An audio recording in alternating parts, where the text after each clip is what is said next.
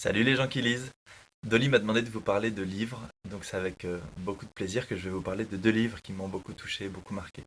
Le premier que j'ai lu il y a quelques années, c'est Le Soleil d'Escorta de Laurent Godet, un livre magnifique qui décrit la vie d'un village en Sicile. Euh, les choses qui m'ont marqué, c'est des choses en rapport avec les sensations. Je me souviens de la description du sol aride de ce village de Sicile, dont le seul liquide qui peut en sortir, c'est l'huile d'olive qui est fabriquée là-bas.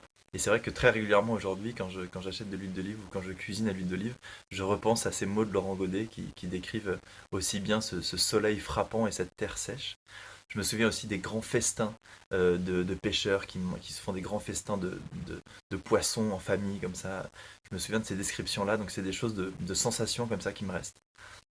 Et je vous conseille ce livre magnifique. C'est sur fond en plus voilà, un peu de, de famille un peu mafieuse de Sicile. C'est très très divertissant en plus. C'est un livre magnifique, beau, rythmé, drôle parfois, touchant souvent. Et l'autre livre, c'est le tout premier livre que j'ai lu dans ma vie, c'est Le vieil homme et la mer.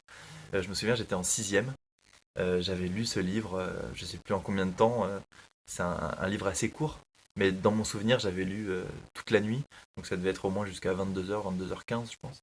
Et, euh, et voilà, je me souviens des descriptions de la mer de cet homme qui lutte contre les éléments et qui en même temps est complètement fasciné par ces gros poissons, par cet espadon évidemment, mais aussi par les requins qui l'attaquent, par tous les autres poissons qu'il rencontre. Aujourd'hui, moi je suis un grand fan de plongée sous-marine, j'en fais énormément, et je suis sûr qu'il y a quelque chose qui vient de là.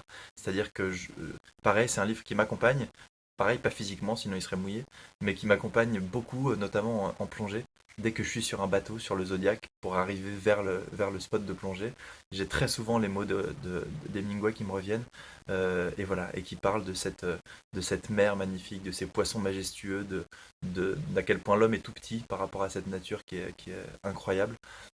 Donc voilà, c'est génial de se dire qu'un livre que j'ai lu en sixième résonne encore aujourd'hui quand j'ai la chance de partir faire de la plongée et de croiser un requin ou une raie manta, parce que les premières sensations de ça datent il y a bien longtemps.